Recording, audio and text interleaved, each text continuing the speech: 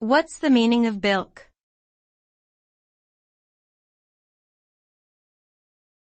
Bilk.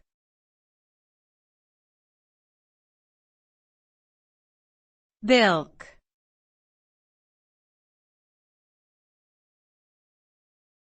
Bilk.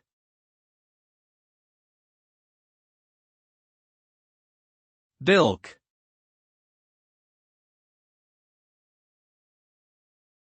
The word bilk means to cheat or defraud someone out of money or property.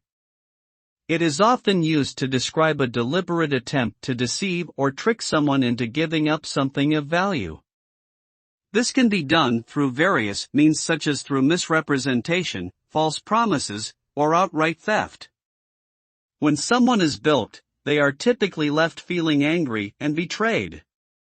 The consequences of being bilked can range from financial loss to emotional distress, and in some cases, even physical harm. As such, it is important to be vigilant and cautious when dealing with people or organizations that may have ulterior motives.